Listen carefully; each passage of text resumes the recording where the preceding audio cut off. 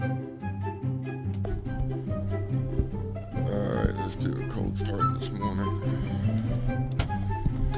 Very cold today. I think it's below 30. Don't mind the gauges.